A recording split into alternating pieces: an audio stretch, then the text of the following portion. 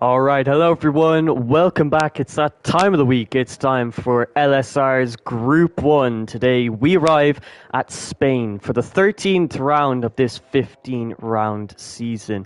Joined alongside me for today's commentary, we have Formula Jonah. Are you looking forward to this race as, the championship battle is starting to heat up a bit? Oh, absolutely. It's going to be an interesting race. You know, Spain provides some, I'd say, fascinating racing, as there's not too many places to make overtakes, except down to turn 1 and maybe turn 10. But yeah, the championship, 3 rounds to go. 3 drivers in the hunt for this championship. It's going to be epic, and I can't wait to be commentating on the action with you more for the Spanish Grand Prix. Yeah, it should be definitely an exciting one. Spain is a track that's known to produce plenty of action.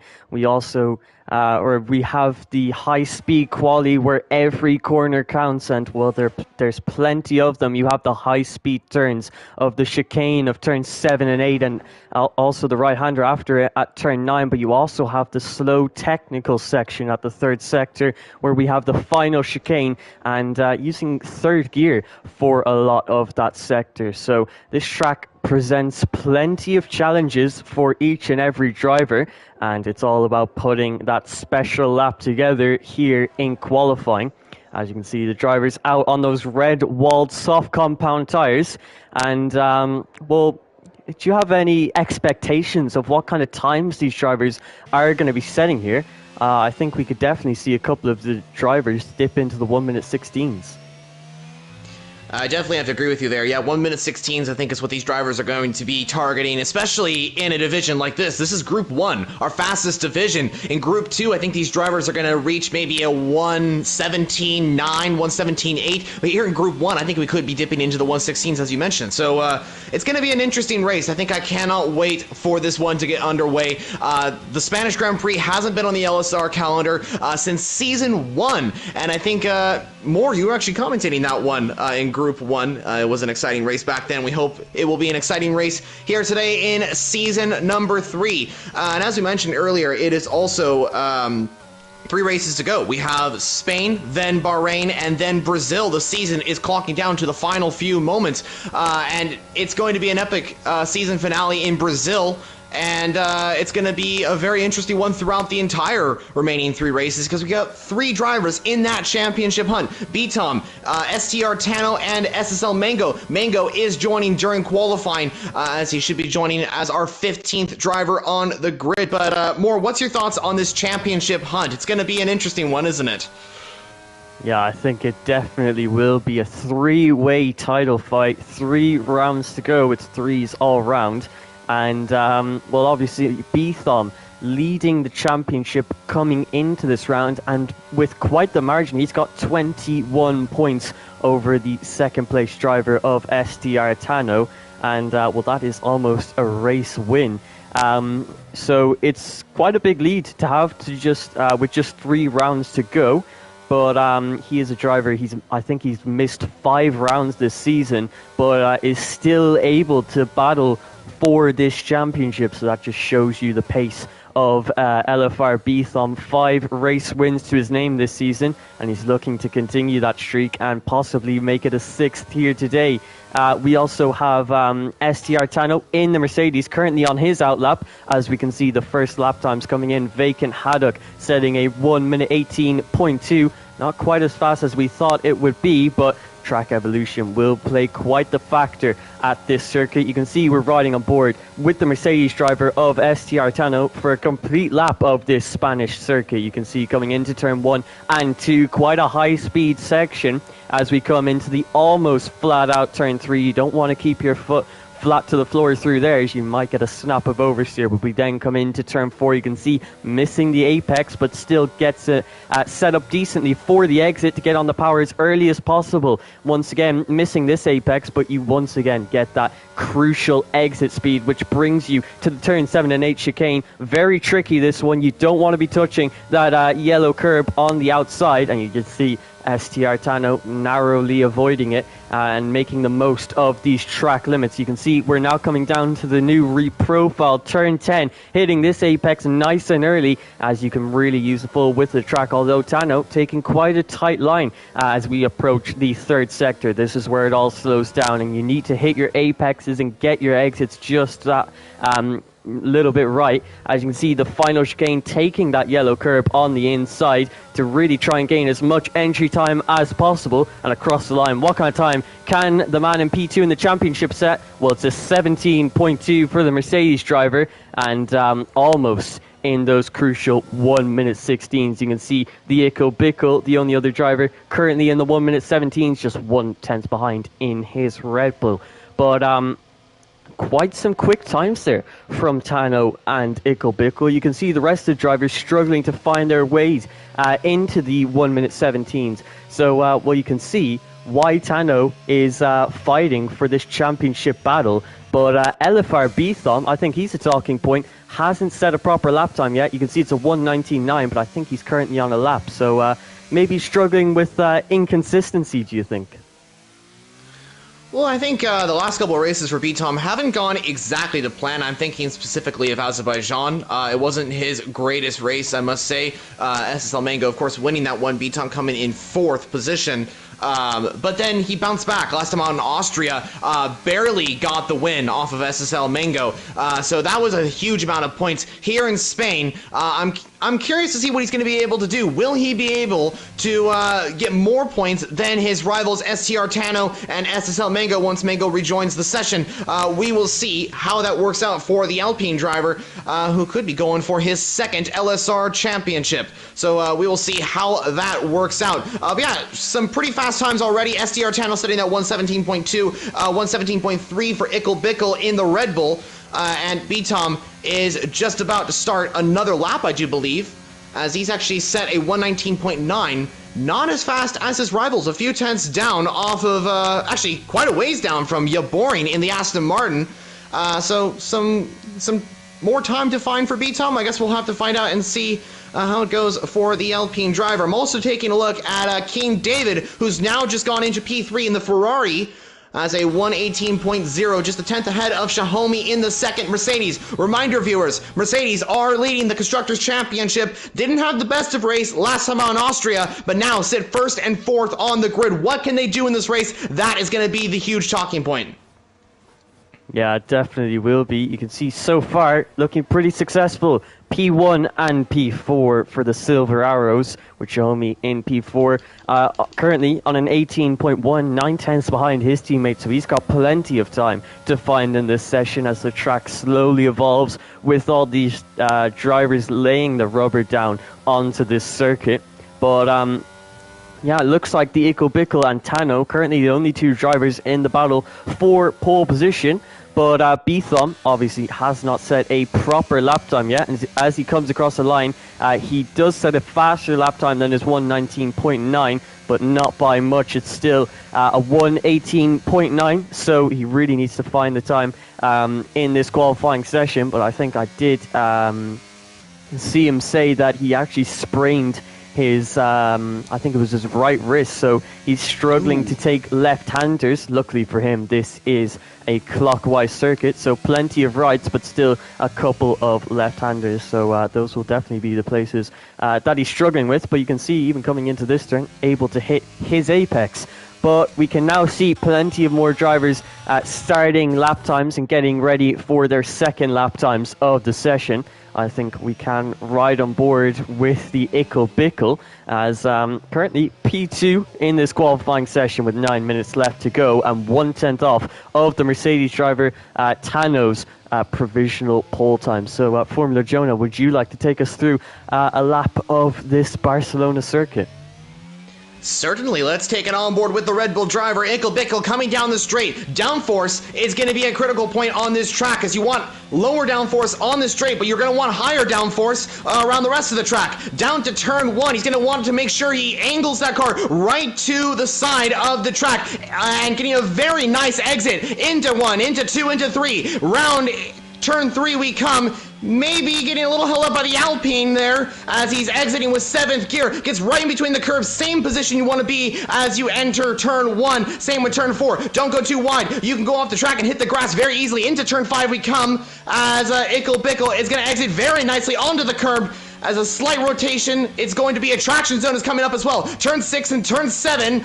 Here comes Ickle Bickle up the hill for turn 8. Maybe a dab on the brakes. It depends, of course, on your downforce levels. He actually invalidates his lap time, and that's actually going to really affect his lap time there. And he's going to have to go off to the side, hits the brake marker as well. So that's going to affect his lap quite a bit. He's going to have to cool down those tires, make sure that he gets those tires in a perfect temperature window so he can go out once again. But that is super unfortunate. It looked to be a very good lap time for the Ickle Bickle in the Red Bull, and it's just going to be interesting to see how he takes this the rest of the qualifying. I mean, for the remainder of the session. He's actually going to come into the pit lane, and that means that is the end of his particular qualifying run. He's going to now come into the pits, put a new set of soft compound tires on, and go out, most likely, for his final attempt of the session. Yeah, definitely missing that second run and invalidating that lap time. It's going to put a lot of pressure on him for the final few minutes in the session when he eventually does set that final and, well, most crucial lap time that he is going to set today. You can see Tano finally coming out of the pit lane, coming out quite late though, 6 minutes and 40 seconds to go. Questions will be asked on whether or not he can actually get a lap in after this. You'll have to hope that he can, because he's going to want to get that lap in when the track evolution is at its absolute best, as that is where the most time is found. You can see LFR Bethom currently on his outlap. One driver we'll have to keep an eye on, as always. Hasn't set a proper lap time yet, currently in the top 10, P10 to be exact, with an 18.9 and 1.7 seconds off of the provisional pole time set by the Mercedes driver of STR Tano. Could be an opportunity to gain some points back in this championship battle. But you can see as the session progresses and the track evolves, 4 drivers find their way into those 1 minute 17s. But LFR Bethom now beginning what will hopefully be a nice and tidy lap that can put him into those crucial 1 minute 17s. Once again, we have this long run down to turn 1, braking just before the 50-meter boards and getting the car turned in quite nicely. And through this turn 3, quite a tight line he takes, and also a slingshot line on the exit to try and get yourself set up quite nicely for this turn 4, which he does. But you can see a little early on the power there, snap of oversteer. That is going to cost him time on this hot lap. So he'll have to hope that he can recover in the middle and final sector. You can see into the turn 7 and 8 chicane, just narrowly missing that yellow curb, as all these drivers aim to do. The turn 9, that is completely flat out, which brings us to the brand new turn 10. You can see missing the 50-meter board. Won't worry him too much, as you'll be braking around 90 meters heading into this turn 10. The final sector now, as we greet it once again, the slow technical section. That's another snap of oversteer, and Bethom has decided that lap is just too slow to be fast enough to get himself into the top 3. And I think STR Tano has also possibly made a mistake. We saw yellow flags, and you can see he has backed out of that run. So Tano and Bethom, both drivers who are making mistakes on their lap times, and coincidentally the 2 championship contenders. Well, we now see Mango joining the session for the final 4 minutes. He's only going to get 1 lap time in here, Jonah. Oh, that was very heart and mouth situation for Bethom there. I was praying that lap was going to be good, but he just had so much oversteer. You could see it in, I think it was turn 4, was it? And turn 12 as well. Both times he struggled there, and I think that final oversteer moment for him was the nail in the coffin. He said, I'm done with that particular lap. I'm going to come into the pit lane. But take a look at his tires. He was on, I think, 3 to 4 lap old soft compound tires. Softs do not go very well around here in terms of like when they're degraded. So maybe that's the reason why he was having oversteer. A change in setup and also a affected soft compound tire. So interesting situation going on here here with B-Tom. Can he go out on a fresh new set of soft compound tires? And maybe this entire point was just a practice session, because we've seen it before in an LSR Season 3 where B-Tom's used that the session to kind of get some practice in on the soft compound tires, and then he goes out for his final attempt. I think we've seen it once before, but great news to see SSL Mango back in. We were hoping that he was going to be able to get into the qualifying session, barely makes it in, and this is great for what could be his very first LSR championship. It's going to be a big task, but who knows what could happen. Before we get into the final attempts of qualifying here, quickly I want to mention to all our viewers watching right now, thank you, first off, for joining us, and if you are enjoying the content so far, make sure to subscribe to the channel, and if you want to see more LSR content, make sure to like this video, and of course, subscribe, as I already mentioned, to see more Group 1 and Group 2 content. Group 2 is live streaming tomorrow, so go check that out. That'll be a fun one, and stay tuned for more details on next season as well. Send in your comments, predictions, questions, everything you want to ask us, let us know down in the comments section. But more, I want to ask you this pretty big question. Who do you think is going to get pole position, and what time is it going to be? What time will they set to secure pole position? Will they dip into the 116s, or will it be a 117 lap? Well, a question that I'm sure everyone is asking right now, and the prediction for pole position, it's going to be a tricky one, but if I had to put a name on it, I would have to go with STR Tano. He's a driver with immense pace, and I think he can find his way into the 1-minute 16s, although he's going to have tough competition because Ickle Bickle is coming through the final turn, and he makes his way into the 1-minute 16s with a 1-minute 16.9, and that now sets the benchmark for STR Tano to beat. He's going to have one shot and one opportunity to get himself onto pole position. It's the same case for Mango. He's only going to get one lap time in this session. Well, let's ride on board with STR Tano for what will be his final lap time of the session. You can see he's setting himself up nicely for the final turn of this circuit, and you can see actually P4 and P5 both retiring from the session, so they're not confident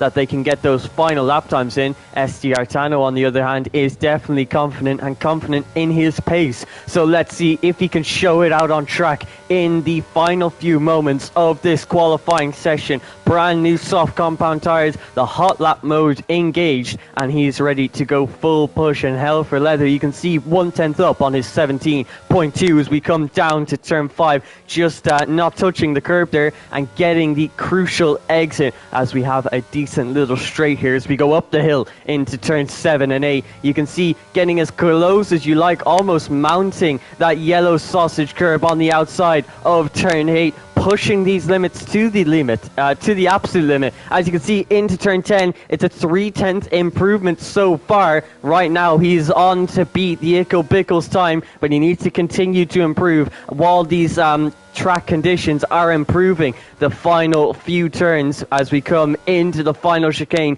he's got to get this hooked up properly if he wants to get that pole position. Takes that extremely nicely, and out of the final turn, can he find a way into the 1-minute 16s? The answer is yes, as he goes to pole position with a 1-minute 16.7, but the session is not over. SSL Mango currently coming through the final through turns in his McLaren. Can he possibly find this magic lap time to get him into the front row or on pole position, possibly out of the final turn with no practice? What can he do across the line? He finds a way to pole position. It's a 16.7 from Mango. The pressure was on, and the McLaren driver was able to deliver. One shot qualifying was the challenge that Mango had to take on, and he's handled it superbly. It's a 1-minute 16.7, and he edges out Tano by just 5/1000ths of a second, and that is how close it is for the battle for pole position.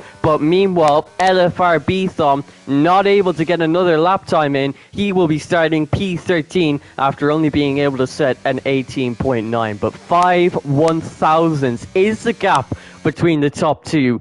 I mean, I don't think anyone could have expected that coming into this Grand Prix.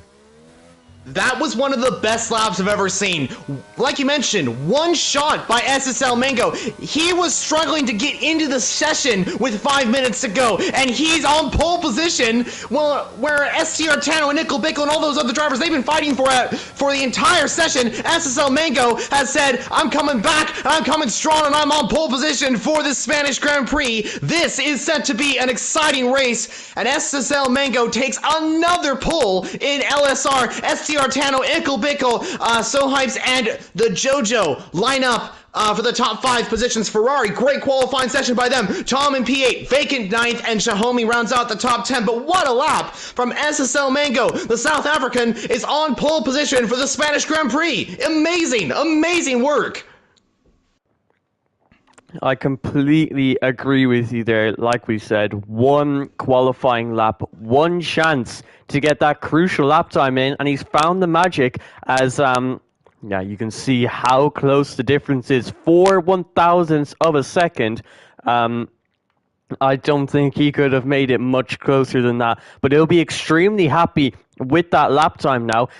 Obviously, qualifying was the session where he was looking to be a bit more compromised, but now he's going to be here for the race, starting the entirety of this race, so he could see himself moving, maintaining that lead coming into turn 1 and possibly for the rest of the race. But we're now getting ready for a dry Spanish Grand Prix, and what are the type of strategies do you think we could see here? Well, this is an interesting one. The Spanish Grand Prix is kind of a mix in terms of strategy. I expect a lot of drivers to go from hard to medium. I also expect the medium to hard. That could be the option as well. It's going to be an interesting one, though, because I think drivers do not want to go on the softs. I think that's the critical point. Of course, if a safety car comes out with, 8 laps to go or something like that, they could go onto the softs. But like in Azerbaijan, you would not want to do that. So this one, you got to make sure that you get a good strategy, because staying out in front is critical. It's kind of like Monaco. You want to stay out in front. You don't want to be stuck behind someone on a track like this. So we'll see. I think these drivers are going to make sure that they conserve those tires once they get up to speed. I think once the 10 lap mark comes and they're on the medium compound tire, the drivers need to focus on making sure that they keep those tires cooled down. Don't wear them out too quickly.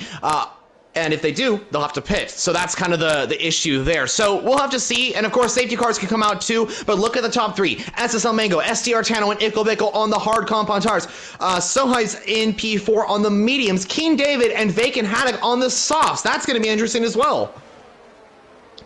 It definitely is. As you were saying, the soft tires really do not last at this Spanish circuit. I would say about 8 laps max for those soft tires until they start to seriously see some degrading. So obviously they're going for a bit more of an aggressive strategy, possibly hoping for an early safety car, or maybe banking on the hards lasting for quite a while. It would have to be almost or over 20 laps for it to be a soft hard strategy. So you can see those two drivers taking a bit of a risk. You can see Vacant a little lower down in P9, still in those points paying positions, but obviously thinking the risk is worth it. You can see the top guys mainly on the hard tires, the top 3, and also the Go-Go in P5 on the hards. But then the further down you go, you can see Viperize, Danny Stillers, A Senna, and Boring all on the medium compound tires. And then obviously Bthom playing it conservative. He's going onto those hard compound tires. So the 3 championship contenders in this round, they've all gone for quite a similar strategy of starting on those hard compound tires. So they obviously know that the overcut is the way to go, and obviously starting on the hards, you miss that warm-up phase. Obviously, when you come out of the pit lane, you have to warm up the tires, and the mediums are a lot easier to warm up over the hards. So that could be a reason why these drivers are starting on the hard compound tires. But you can see the drivers lining up on the grid now. Mango actually missing his braking point coming into his grid slot, so that is going to cost him coming into turn 1. But you can see we have 5 red lights. They're gone and we're away. What kind of start is it for our pole man of SSL Mango. It's not a good one, as STR Tano has already taken the lead coming into turn 1. The Eco Bickle having an even worse one, and SSL Mango has spun off of the line. He falls all the way down to P15. Meanwhile, STR Tano takes the lead and is trying to pull away from the drivers behind. King David on the soft tires, making up positions along with Vacant Haddock, who goes from P9 to P4 on these soft tires, showing how much grip they have initially in the early phase of their stint. You can see the Eco Bickle has dropped down to P6. It's not been a good start for him. Near going down the inside of Bethom. He's trying to make up positions in this early stage. Bethom, though, looking to the inside coming into turn 7, can't commit to that move fully, and you can see he's under pressure from the Haskar of Viperize behind, so he needs to be careful with his moves. Ace Senna and Boring going side by side through turn 9. Ace Senna comes out on top in that particular battle, but no, it's still going. He has the outside line, the more flowing line for turn 10, and he finally gets that move done. Or no, Boring is still fighting back, and you can see Ace Senna has got on the power too early coming into the third sector, and I thought Ace Senna had the move done, but Boring putting the pressure under him. He now falls down to P14, I should say. SL Mango, a quick note, he has no front wing, so he has to come into the pit lane. It's been an absolutely devastating start for the McLaren driver. Vacant Haddock, though, on the soft compound of tire, making up positions once again. He moves up into the podium positions. The Eco Bickle trying to fight his way back into the top 3, but what a chaotic start that was. And both McLaren drivers coming in for a new front wing, they're not going to be happy with that opening lap. Yeah, a disaster start for both McLaren drivers. SSL Mango and his championship hopes, that's not the start he wanted, especially from pole position. You can see the soft compound runners really taking advantage of the softs, as we see NYR diving it down the inside on Viperize for P9, and the Ferrari driver is up into 9th position of this race. But yeah, going back to the soft compound runners, great start from them. It's to be expected, though, because they are on those softs, and I think King David is going to start chasing after STR Tano rapidly. However, those softs are going to start dying down. You can see the hard compound runners are just losing a lot of time. Ickle Bickle, STR Tano kind of in that zone where they're kind of just there. They can't really make any big overtakes because those hards seem to warm up. Now, I think they're going to be in a phase where they can be able to do that. Danny Stillers has now spun at the exit of turn 9. Unfortunate to see the Aston Martin driver, who's actually just spun it once again. Hopefully, he's able to get back onto the track easily. I think he does, but he's going to get passed by Sohibs in the first of the McLaren drivers. DRS is now enabled. Any overtakes going on so far? Maybe Boring on Tom in the Aston Martin. He's going to look to the inside line, but he does not make that overtake. Yellow flag, meanwhile. Is that a McLaren or an Aston Martin? Not exactly sure. Looks like everyone's running very cleanly at the moment.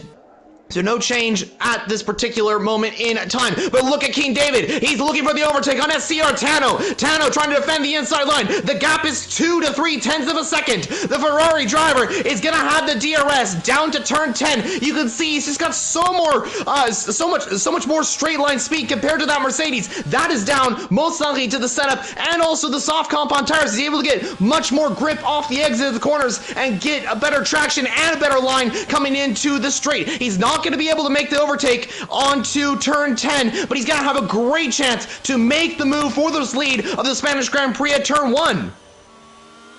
Yeah, he definitely will be. These soft tires really coming into play into these early stages, but they're not going to last long, so he needs to make the most of them, get past Tano, and hopefully build up a bit of a gap and use these to their full advantage. You can see the gap, just 4 tenths between the drivers, and you can see King David depleting his ERS down this pit straight, and that is because he's going for the move with the power of DRS. He's able to make that move coming into turn 1. The Eco Bickle also making moves.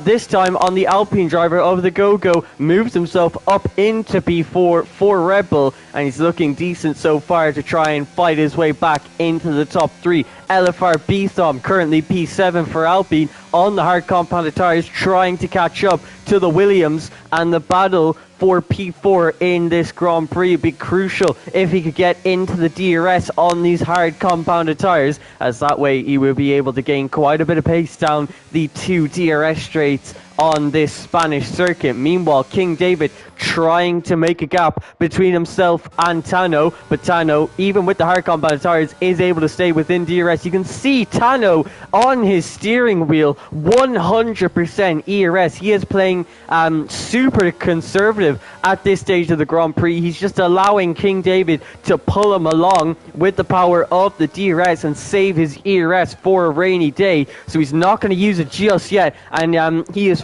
fully charged on this lap 4. So great ERS management so far from the Mercedes driver, but can he keep up this pace without the power of the ERS? King David will be quite worried as his soft compound tires are going to start to drop off quite soon. The Ickle Bickle finds his way into the DRS of the Haas driver of Vacant Haddock. He's very close to the back of him now. You can see breaking deep into turn 1 and almost pushing Vacant through the turn there. So it's very, very close. You can see the hards possibly starting to come into play against the soft compound tires. Haddock wasn't able to keep up with the top 2. The gap currently 3 seconds between the Haas and the Mercedes. And on lap 5 now, the soft tires seem to be dying off. Do you think we could see these drivers come into the pit lane very early for the hard compound tires? I think so. I mean, you could see that Vacant's tires are starting to drop off. Ickle Bickle's hards are starting to warm up a little bit more. That's allowing him to gain time on Vacant. You can see that he's just barely able to make that overtake. We'll see how that works out in a moment as we see a yellow flag. I think that is vaporized off at turn 7 and 8. But yeah, going back to the front 2, I want to mention STR Tano, who still has 100% ERS. I think it's an interesting point to mention because there's no need for him to make that overtake because we see Tom off the track.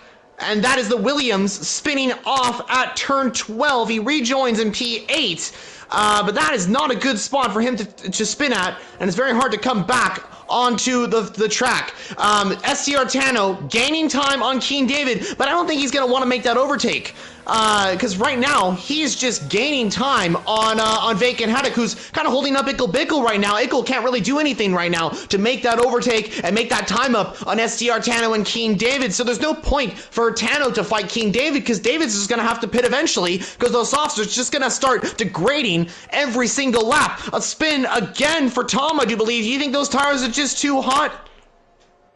Yeah, it definitely could be. On lap 6 now, the medium tires, he's been pushing quite hard to keep up with the Go-Go and the Ickle Bickle, and also keeping the championship leader of Bethon behind. He's had to push those tires quite hard and maybe running too aggressive with the tire pressures, because he's starting to really struggle, especially you saw in that turn 3, a very high-speed section where you need your tires to grip up and the downforce to come into play. Obviously not working out for him. He now finds himself down in P10, falling 6, so it's not been a good opening couple of laps for him, but he'll be looking to recover. He is about 7 seconds off of this battle that we're watching now. You can see the Alpines getting quite close to each other. LFR Bethom trying to find a way past his teammate, but the Ickle Bickle using all of his ERS. He's trying to find a way past the soft runner, just cannot find a way past so far, but now he's looking for a move into turn 1, and he finally gets the move done on the Haas driver, and now the Alpine of the Go-Go possibly looking to profit off of this situation, but not quite. Meanwhile, STR Tano, big battle between himself and King David. Tano getting up into the lead of this Grand Prix, but you can see King David deep into turn 5. Thankfully doesn't make contact with Tano, but Tano finally makes a move. He's decided the soft tires are not fast enough, are not fast enough on this lap 7, and that it would be more beneficial for him to make that overtake. So Tano moves up into P1, and he'll be happy with that. And he's now going to have to push on with the power of the ERS to possibly start pulling away from the Ickle Bickle, who was just about 5 seconds from our race leader. Meanwhile, in the background, it's CRT Sohype that has actually spun at turn 3, so you can see a lot of drivers struggling at that turn 3, where high speed downforce is absolutely crucial, and a lot of drivers just not having that back end slipping away from them, and that is what is causing so many drivers to spin at that specific section. Meanwhile, the battle for P5 4 rages on. As you can see, the Go-Go looking to the inside of Vacant Haddock into turn 1. He has that inside line, and he brakes late enough to get the move done on the soft compound tire runner, who will be looking to box quite soon. You can see the amount of understeer he has coming into turn 3. Beetham sees this, and he takes advantage, makes his way up into P5 on the run into turn 4, and he'll be happy with that. Both Alpines getting past the Haas driver of Vacant Haddock. And you can see the Haas really struggling on those soft compound tires. Surprisingly though, King David is keeping up a great pace at this stage of the Grand Prix. Not only is he pulling away from the Ickle Bickle, but he is maintaining the DRS of Tano ahead, even with these worn soft compound tires. You can see how worn they are visibly, and the understeer that he's getting through turn 10. He just can't carry any apex speed through these turns, and it's going to be a whole lot worse through these slow speed sections where the mechanical grip is absolutely crucial. But he finally uses the loses the DRS, and decides that now is the time to box. He'll most likely be going to the hard compounded tires, which he'll try to take to the end of the race. Is Vacant going to come in? No, Vacant actually stays out for another lap, and he has no longer got the DRS of the drivers ahead. Meanwhile, LFR Beetham making the move on his teammate. He moves up into P3 after starting P13 in this Grand Prix. He finds his way into the podium positions and trying to catch up to the DRS of the Ickle Pickle, who's made an error at turn 3. Another driver struggling with oversteer at the high speed turn of turn 3, makes a mistake, goes off the circuit, thankfully only losing about 2 or 3 seconds, but he has lost 3 positions because of that. And I think the Ickle Bickle's tires might start overheating now because of that mistake too. So how do you think that's going to affect the Ickle Bickle's race?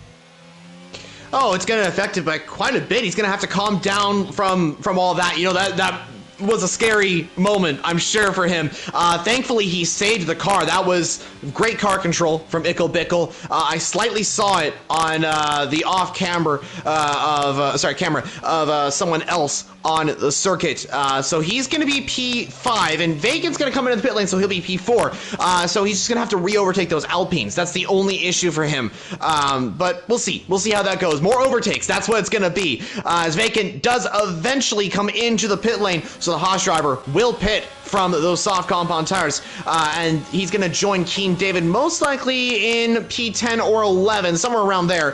He's going to actually join his teammate on the same part of the track, so we'll see how that works out. Meanwhile, up at the front, STR Tano has a 7.7 gap to Beetham in the Alpine. The Alpine's running really well. As actually, as I say that, the JoJo is now spun. The JoJo is spun, and that means he's moving down the order. He's losing 3 to 4 positions from this pack of cars. NYR now trying to go around the outside of the JoJo, who recollects his thoughts after what has just happened, as he's going to try and fight this position with NYR. I think he's just about going to keep it off of the Ferrari, but that was, I guess, a little bit of a commentator's curse. Alpine was running such a good race in P2 and P3. Now they are 2nd and 6th as the JoJo loses the car at turn 3 again. It's been almost every lap that we've seen some sort of incident at turn 3 where drivers have a spin or something like that. Yeah, the drivers are really starting to struggle. A lot of them seems to me that they are running such oversteery setups that the car just cannot handle the air and the grip coming into turn 3, and that is why we're seeing so many spins. But after that mistake, we are now seeing a DRS train that goes all the way from Boring in P4 to Tom in P8. A 5-man DRS train has now emerged, and Xiaomi is looking to take the lead of it into turn 1. He has the inside line on Boring, and into turn 1 he has the inside line, tries to brake as late as he can. He gets that move done. Meanwhile, Near finally getting that move done on the JoJo. It's a yellow flag, and that is for the Haas driver of Viperize, who makes a mistake coming out of the final chicane. He's going to lose quite a bit of time because of that. A driver who actually said in the chat that he was struggling with the tire temperatures. Mango now overtakes him and moves up into P11, a driver who's on a bit of a recovery drive. Meanwhile, the JoJo once again being overtaken after that spin at turn 3. It seems his tires have just overheated, and he's not able to defend these these points paying positions. Tom overtakes him now and moves up into P7 in this Grand Prix. Near now has to catch up to Boring ahead of him as the gap is 1 second. He needs to get within the DRS of the two drivers ahead to continue this battle for P4. And you can see through this technical section, he needs to get this right to get that DRS, not using the full width of the track on the exit of turn 12, but into the final chicane of turn 14 and 15, hitting those apexes very nicely, and he finds his way back within that 1 second range of the Aston Martin ahead of him. The Jojo actually getting wing damage and deciding to box for a new front wing, or no, he actually comes into the pit lane. He's decided after so many mistakes, he's had enough, and come into the pit lane and sadly retires from the session. That now boosts SL Mango up into the points paying positions. He's not going to be happy with 1 point, as we've mentioned before. Only 2 rounds to go after this, so Mango needs to be scoring as many points as he can. You can see he's trying his hardest out there as he sets yet another fastest lap of the Grand Prix, pushing as hard as his car will let him, but sadly that mistake early on has just cost him so much, and that is why he is down in P10. Meanwhile, the Near in the Ferrari has actually lost the DRS to the 2 cars ahead of him, so that takes a little bit of pressure off of the Aston Martin's of Boring off of his shoulders. Ooh. Meanwhile, King David overtakes Tom, and that is because he has a spin coming out of turn 9. Once again, you can see in these high-speed turns struggling with the oversteer, and that is why Tom, after his 3rd spin in 12 laps, finds himself down in P9. So Tom really struggling with the consistency, and it's looking less likely with every lap that he is going to be finishing within the points. But if we take a look at the gaps, you can see Tano and Bethom, it's been about 7.6 seconds between them for quite a few laps now. It's been around that gap, so both the drivers keeping a very similar pace with each other. Meanwhile, the Ickle Bickle losing a lot of time to Bethom ever since his moment of oversteer at turn 3. So Bethom and Tano have quite similar pace. So how much do you think strategy is going to come into play here?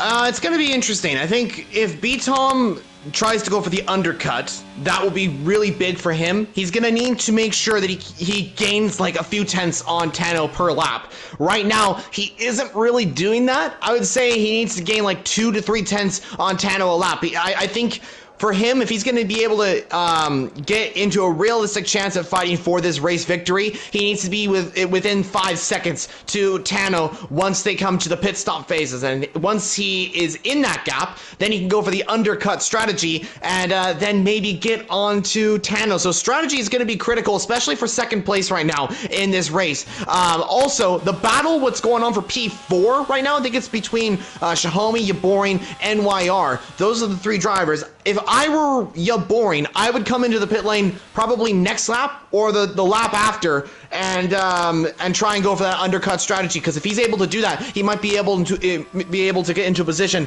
to fight for P4 and be able to get ahead of Xiaomi and NYR by quite a margin. So we'll see how that works out for that battle. But at the top 3, it's going to be interesting. It's going to be very, very interesting. And if Ickle Bickle sees an opportunity, I think he could go for the undercut strategy as well. It's all about the undercut strategy for round here. Also, before we move on, I wanted to mention Danny Stillers and Asena. I know they're kind of further down the order. They were in P13 and P14. Asena just had a spin, but I was watching a little bit earlier. They were having a great battle, so I just wanted to call them out on that and say, well done, guys. You were having a great battle there, side by side through pretty much the entire lap on one of these laps that we have just come across.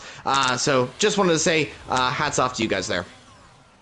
Yeah, that was exactly what I was about to mention. Danny Stillers currently down in P13, so the battle between himself and Asena hasn't been getting as much attention, but it was quite a big battle. We did catch a little bit of it going through turn 3, 4, and 5. But you can see Senna, he's lit up the rears. His rears now probably over 110 degrees, and he just cannot control the car with the tires this warm.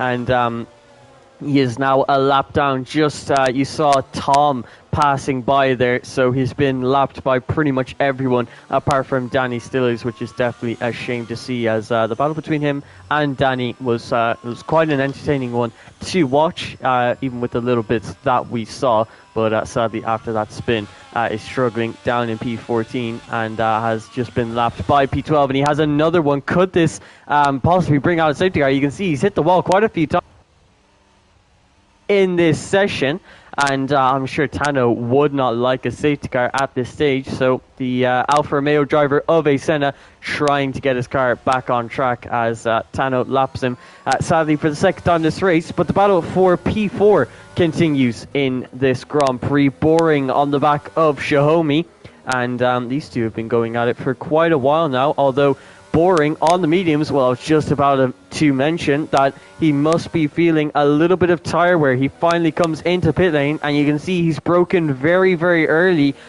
for the pits. That is going to cost him a second or two, but he makes his way into the pit lane. Like you were saying, the undercut strategy is the way to go, so he's going to come in before the rest of the hard runners, get himself onto those hard compound tires, which he's going to try and make last for the next 17 laps. So did quite the stint on the medium compound tires to take them around half of the race distance. But you can see SL Mango is just behind him, currently P9, and trying as he might to recover without a safety car. His chances of getting back into a top 3 position are looking less likely with every lap. But now that Boring has come into the pit lane, that has actually cut the DRS link between Nier and Xiaomi. So Nier is trying to push on with the little bit of ERS that he has to try and get back within that DRS. But you can see Xiaomi has a bit of an ERS advantage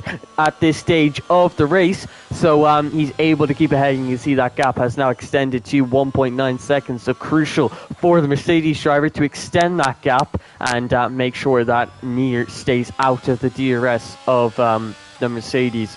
But whoa! You can see Mango has actually made a move there coming into turn 10. Meanwhile, we have his teammate has had a spun at turn 7 and turn 8. So while Mango, the first McLaren, makes up a position, his teammate, not getting so lucky, has a spin at turn 7 and loses quite a bit of time to Tom up ahead of him. But Mango, he's been putting in some really, really fast lap times recently, but just with that mistake, he lost just too much time getting front wing damage on that opening lap, and he still has a pit stop to make. It's been a shame for Mango, because I definitely think he had the pace to win this Grand Prix. Oh, definitely agree. Yeah, he was on fire in qualifying. I mean, that qualifying lap was extraordinary. It was looking to be a great race for him, and then there was contact between the two teammates, which is unfortunate. I'm sure McLaren will go into a debrief towards the end of the race. Oh, and a safety car has been called out. And what is the reason for that? I think it's because of Senna spinning off, front wing off the track, and there is a lot of debris on the track at turn 3. That has caused a full core safety car to come out on track. This has now, and Ickle Pickle has been given a drive-through penalty for speeding under the safety car. How has that happened to Ickle Pickle? But either way, that means that he's going to have to serve that penalty. Oh my goodness, that's incredible! Incredibly unfortunate for Ickle Bickle. Senna does retire from the session. He had a lot of spins today, so that's the reason why. I think he's actually spun and retired the car, and that would have brought out the safety car either way. But this is huge. This is huge news. This shakes up the race. This brings SSL Mango back into the hunt for this. And Tano hasn't pitted as well. B-Tom has pit. So this is going to be critical for these drivers to get right. Ickle's got that penalty now, and that will demote him to a lower position. King David has pit. He's on fresh new mediums. This is crazy. What's your thoughts on the safety car, Moore?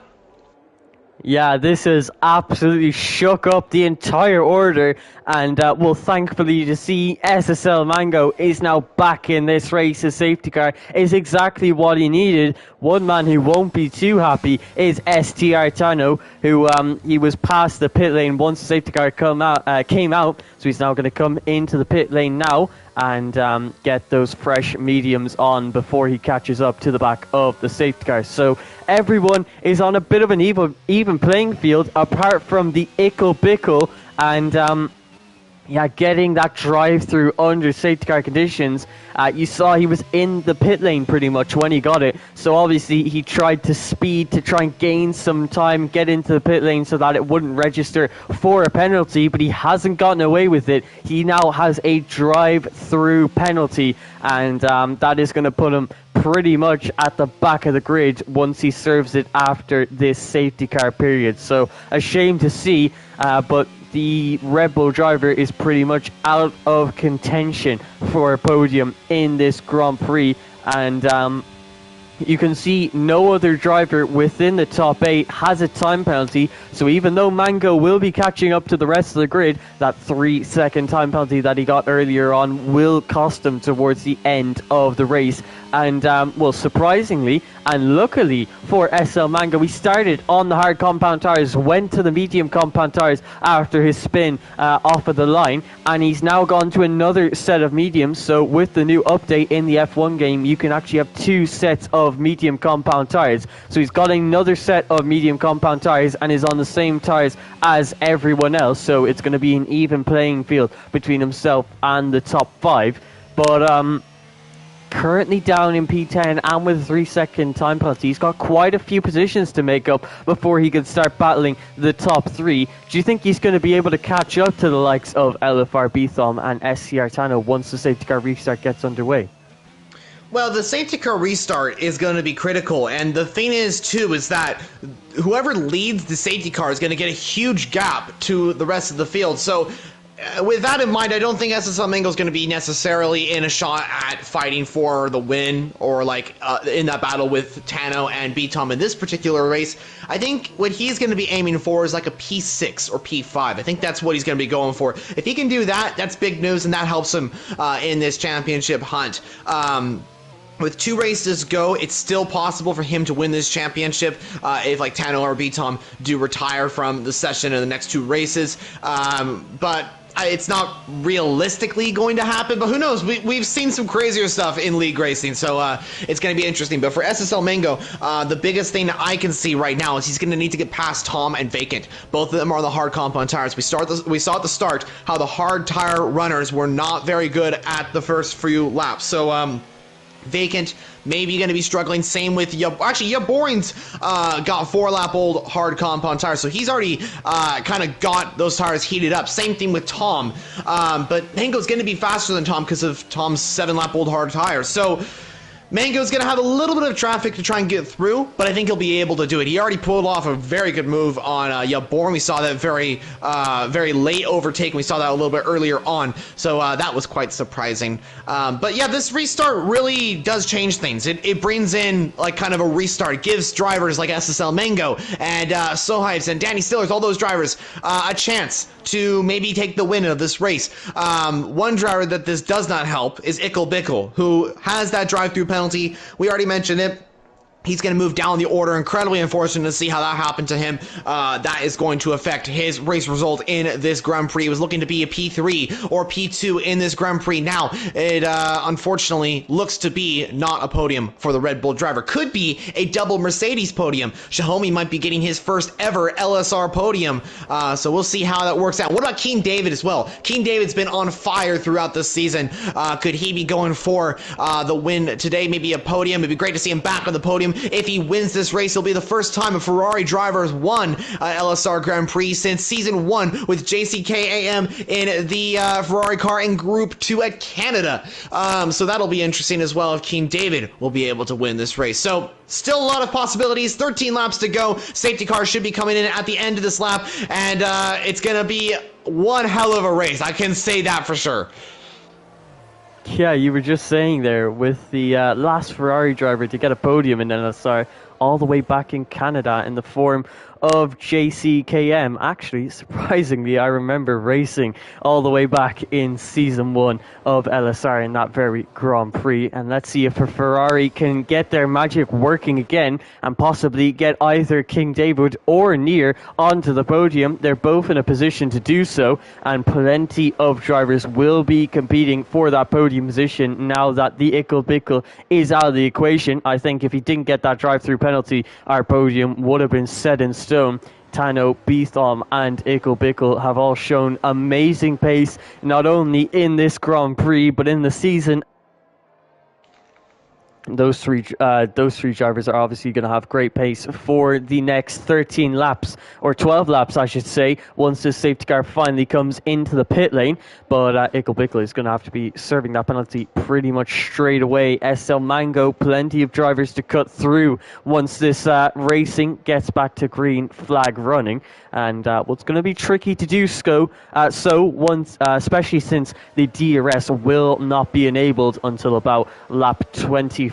I think it will be enabled 2 laps after the safety car comes into the pit lane. And you can see race control now telling everyone the safety car is in this lap, and we are now getting ready to go back to green flag running. You can see STI Tano taking it nice and slow and steady through this final sector, making sure to get those tires up to temperature. You can see really weaving through this turn 12 to make sure he's got the temperature in there for the safety car restart. You don't want to have cold rear tires for the restart, as it's very easy to spin coming out of the final turn if you have those cold rears. So Tano, you can see using his best efforts to try and get heat into those mediums, but he's picked his point to go. And his point is now, you can see Beetham behind him trying to get a good safety car restart, but it's not been particularly amazing up against STR Tano, who's looking to maintain the lead coming into turn 1. You can see that's a spin, not only for Sobitz, but also for Viperize, both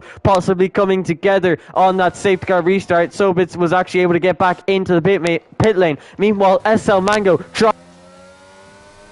into P9 and is now on the back of Vacant Haddock, and the battle for the top 3 is also continuing on. Even though Ickle Bickle has a drive-through penalty, he'll be pushing nice and hard on this safety car restart. No one really changing positions off of that restart, apart from Mango making the move on Tom, and now looking to get past the Hash driver of Vacant Haddock. You can see how close he is, and he wants to get past these drivers as quickly as possible so they can possibly start to catch up to the top 2 drivers. Now coming out of turn 9 and into turn 10, you can see Mango using his ERS, and he gets that move done before the 100-meter braking zone. So SL Mango finds a way into P8. He's now got to catch up to the 1 second gap of King David ahead of him, who's putting plenty of pressure under the Aston Martin driver Boring, who's currently in a Ferrari sandwich in P6, with Near trying to keep the pace with Xiaomi. The Ickle Bickle surprisingly staying out another lap. He knows that he can gain time by using the slipstream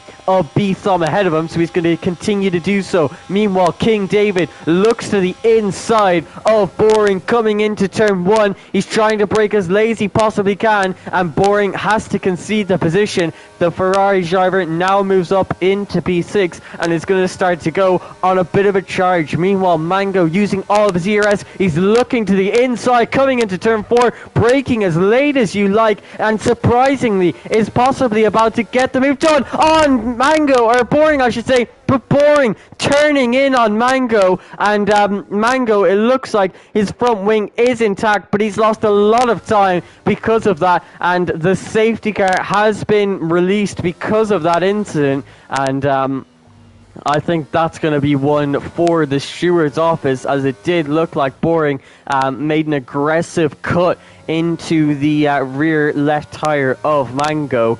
But not much has changed after that safety car restart. Most drivers maintaining their positions, but King David, I guess, was one driver that moved up his position into P6. So you can see the top drivers not really fighting too hard off of that restart.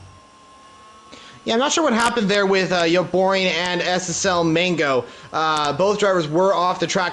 Did you see if they had damage? That's the key point. I didn't see any damage for SSL Mango. He's not going to come into the pit lane. Yoborin has damage, though.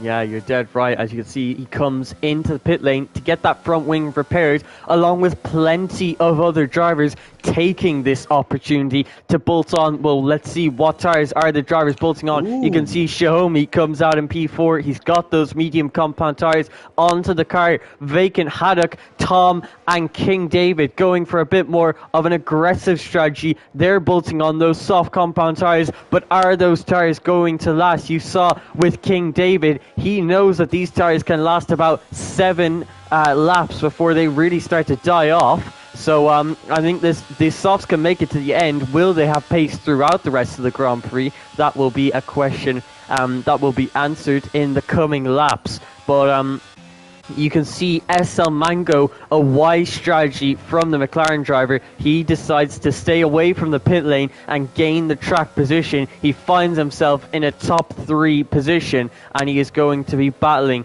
with LFR, Bethom and Tano now for the rest of this Grand Prix. The only difference between himself and the top 2, 3-second time penalty for Mango, and that could possibly take him out of the equation for a race win.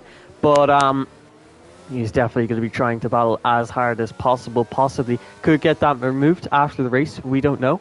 But well, I think he's definitely going to be trying to win this race on track, as every driver wants to do, no matter what their penalty situation is. But we saw on the safety car restart, Bethom and Tano were quite similarly matched in pace, none of them being overly aggressive, and Bethom wasn't particularly looking for a move. So do you think possibly he's waiting Grand Prix to actually make the move on the Mercedes driver?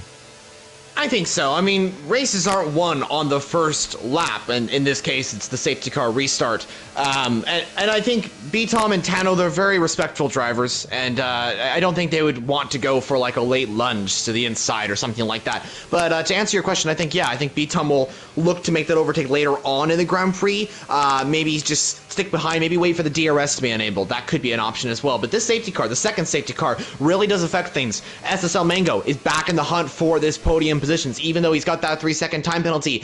But the top 3 have decided not to pit. The rest of the pack is mainly pit onto the soft compound tires. 5 drivers on the softs, and I think 3 drivers on the medium compound tires. So that is very interesting. This has affected the race, definitely.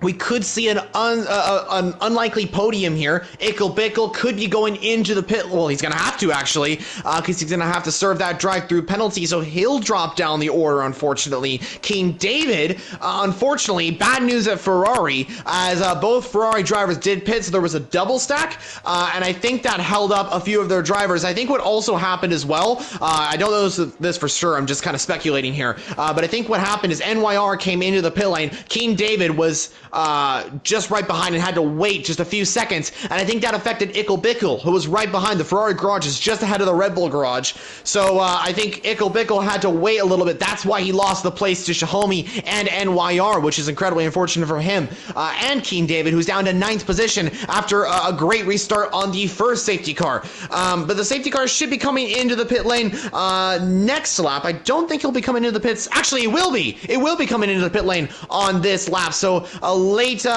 call for these drivers. Let's see how this goes for STR and Tano, Bethom, and SSL Mango. What about the other drivers who have just pit onto the new compounded tires? When will Tano go? He's weaving those tires back and forth. He's going to go a little bit later than his first safety car restart. Oh, and he's hit Bethom. Bethom and Tano have made contact. And that means that Tano will go late. SSL Mango side by side. Mango up, and Ickle Bickle's been disqualified. How does that happen as well? But Tano and SSL Mango now side by side. SSL Mango's gonna fake it around the other side of the track. Oh, and there's contact. No way.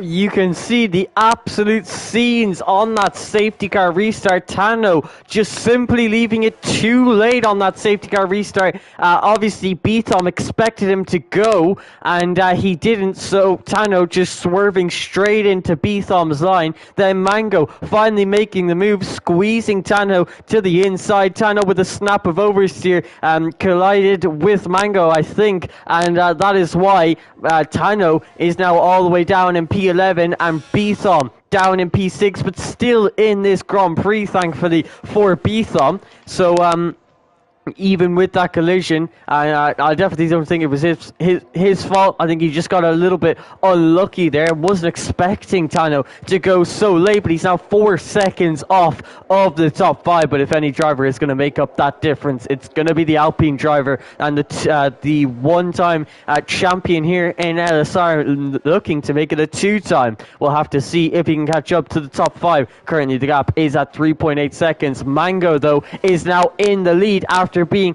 towards the back of the grid for most of this Grand Prix. He's now looking to fight for this race win. You can see he's got Vake and Haddock right behind him on the soft compound tires. He's going to have decent pace on those tires, but Mango has a 3-second time penalty. He needs to break that gap to Vacant behind if he wants to win this race. He's got old tires, he's got harder tires than Vacant, but even with that disadvantage, he's still making up the difference on raw pace alone. The gap, 1.5 seconds. Mango needs to keep on pushing to make up the difference and possibly win this race. And, well, what a story that would be. What looked like impossible odds just a few laps ago now looks like a fighting chance as the gap continues to go up. Vacant pulling away from Shahomi behind, so he's got decent pace on those softs, but Mango showing everyone why he's in this championship battle. And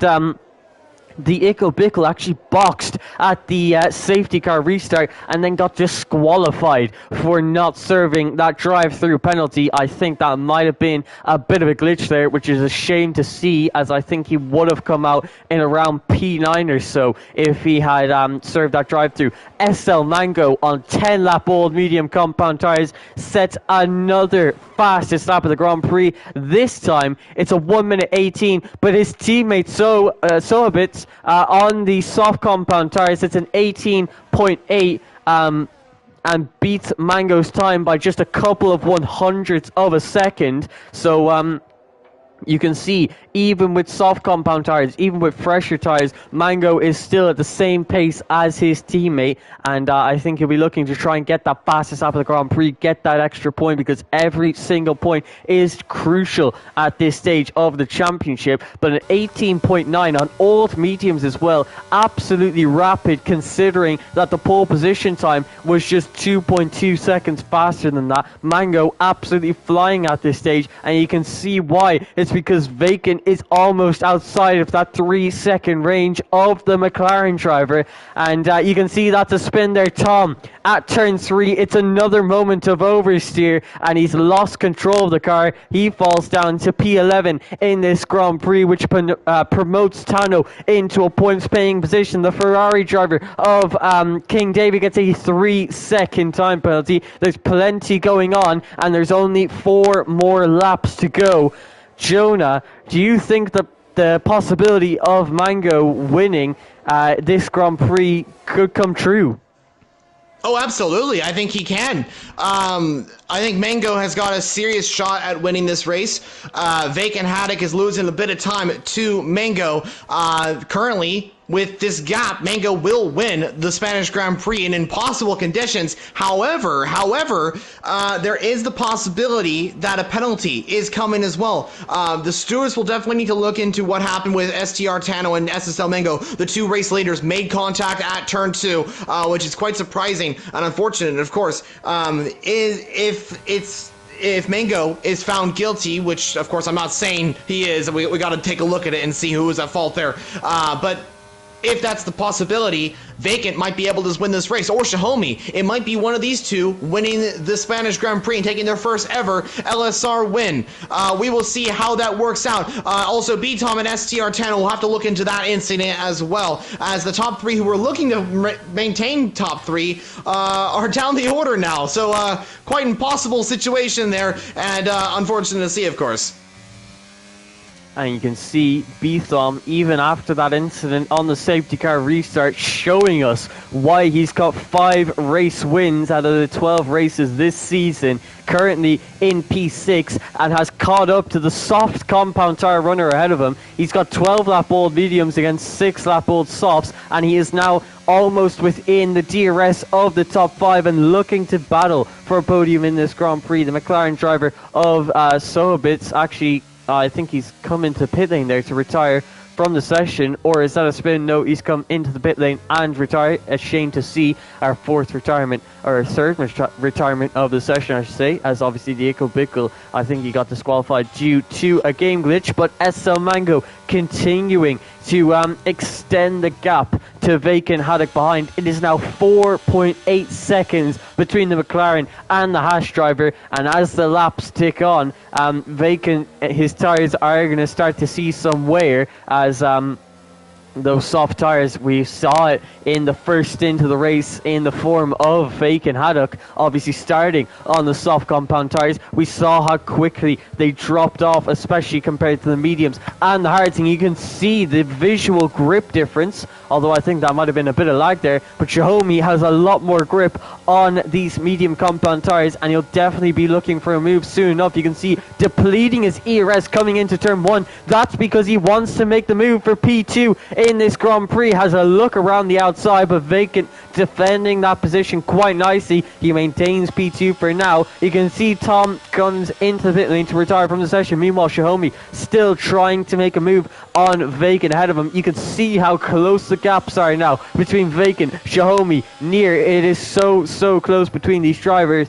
Boring and B-Thom both trying to get into this battle now, but it is really starting to get close, and because these two are battling so much and Vacant's tyres are degrading, you can see 7 lap old softs. He is now 6.4 seconds behind Mango, so even if Mango gets a time penalty post race, he could even look to win this Grand Prix with that disadvantage if he gets that gap up far enough. Currently 6.6 seconds and continuing to drop. Meanwhile, Near has made a mistake on the exit of turn 11, and you can see that's lost him 2 positions in this Grand Prix to Boring and B-Thom. As we now enter the penultimate lap of the Grand Prix, there is not long left to go, and Vacant leads this DRS train. Xiaomi using all of his DRS to try and find a way past, but Vacant, you can see swerving on the straight, trying to defend this position. Xiaomi, his red light is flashing. Xiaomi to the outside, once again pinching Vacant on the inside line, making contact with each other, but Xiaomi moves himself up into P2,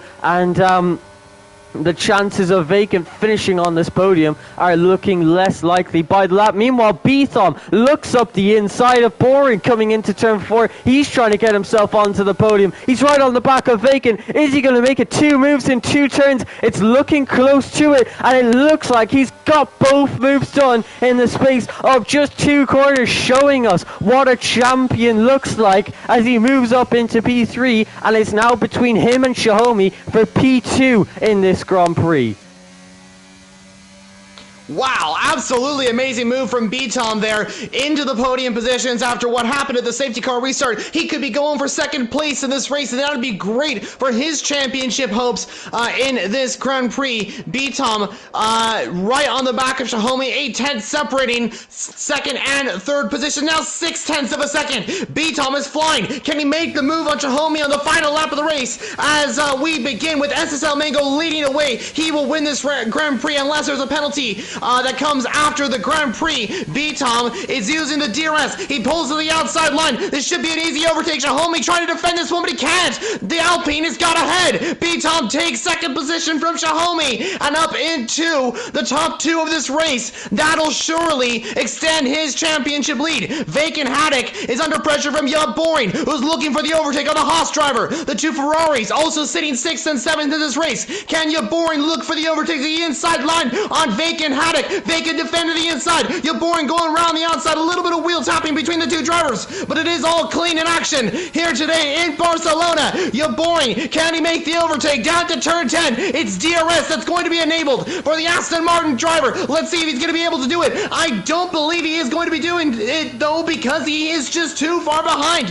So the Aston Martin will not be taking P4 at this current moment. SSL Mango spun! No way on the final lap of the race! I cannot believe this! The McLaren driver spun! Will B-Tom win this race? 4:10 separating, 3.9, 3.6, 3.5, 3.4, 3.3. Can B-Tom do this? SSL Mango comes across the line with 4/10 to spare. He is just going to win. No, actually, B-Tom takes P1. What has happened to SSL Mango? Chaos on the last lap of the race as B-Tom surprisingly takes P1 with Shahomey and Vacant in 2nd and 3rd. Was that a game glitch or what has just happened? I cannot believe everything. Words are just flowing out of my mouth because I have no idea what I have just witnessed just now.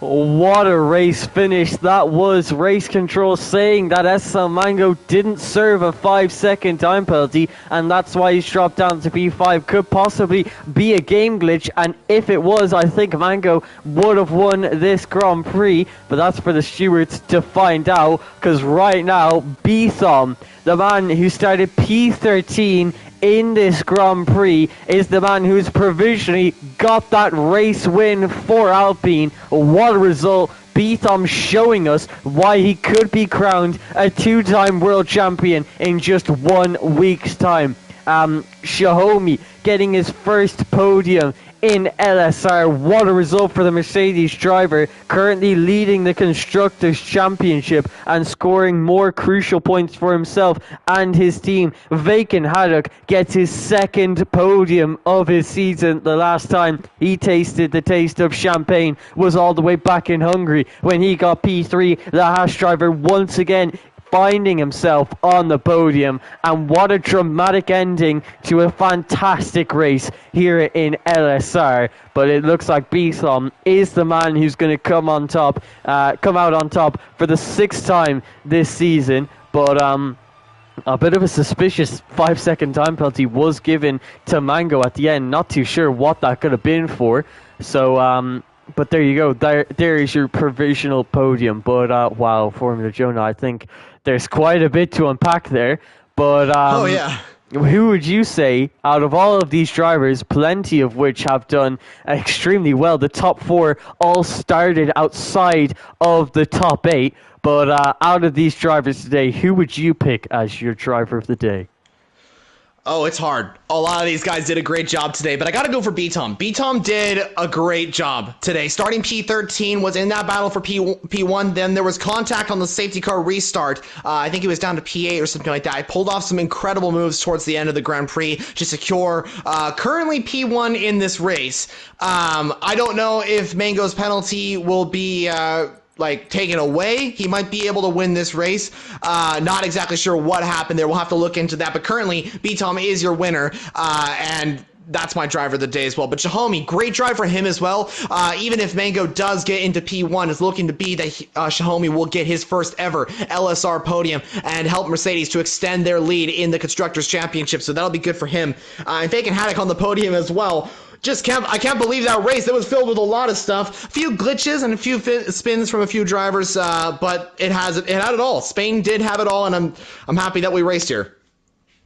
Yeah, truly exciting race there. Any of you with those eagle eyes, ST Artano finishing down in P8, and that means Betham is really extending that championship lead, and I think next week he could be looking to secure that second championship in a row. The defending champion looking to win it once again, and it is looking very likely coming into the final 2 rounds. But wow, the top four doing an absolutely amazing job there. Xiaomi started P10, worked his way up the grid, and scores his first podium in LSR, and backing up his teammate STR Tano in the Constructors' Championship. A great result for himself and his team.